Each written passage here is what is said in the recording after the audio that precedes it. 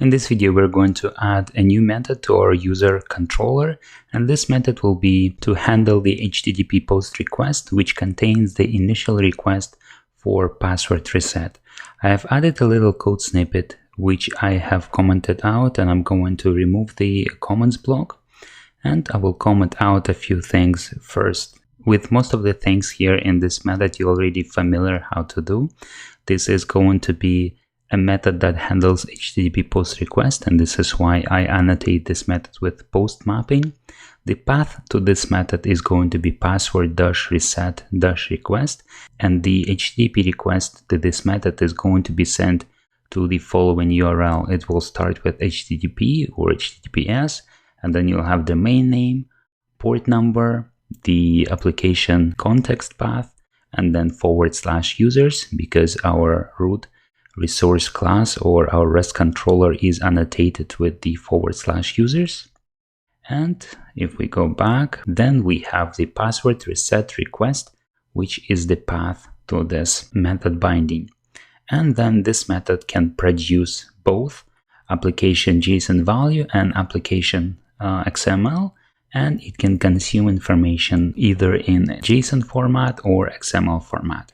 Because this is HTTP post method, it will accept a request body in the form of JSON or XML, and the request body will be converted from JSON or XML into password request reset model. We do not have this class, and this is why it is underlined. So I'm going to create this class first. And because this is a request, I will go into my request package, and here I'll create a new class. Let's create new Java class, paste its name, password reset request model, and click on finish. And this class will contain a single field, which is going to be an email address. And this email address will be used to send user an email message with a link which they need to click to open that HTML form with two fields. One field for a new password, and the second field is to retype their password just to make sure there is no typo. Okay, so this class will contain a single field, which is going to be private string email, and I'm going to encapsulate this field, source, generate getters and setters, select this field, and I'm going to format this code. Okay, this class is ready. Let's go back to user controller and import this class. In the next line of code, we use a request password reset function, which we're still going to create, and we will put it in the user service. This function will take the email address from the password request model and will contain a business logic to generate a unique password reset token and to send email message to our users.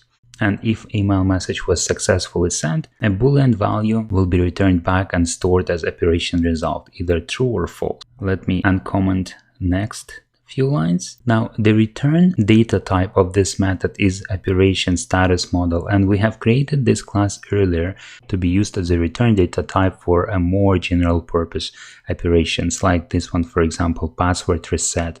So the operation name for this particular operation will be password reset request, and then operation result will be success or error.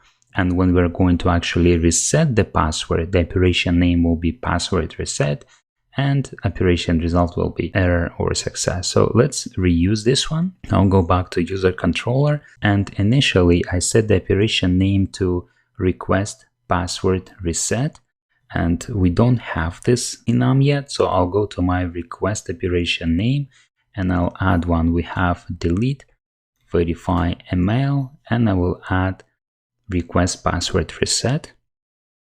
So now it's not underlined anymore. And the result, I think I have made a typo, so let's look up what we have there. Set operation result, like this, and delete this. Okay, so operation name is password reset and operation result is error initially. And then we will check if operation result is true. We will set the operation result to success and then return this return value.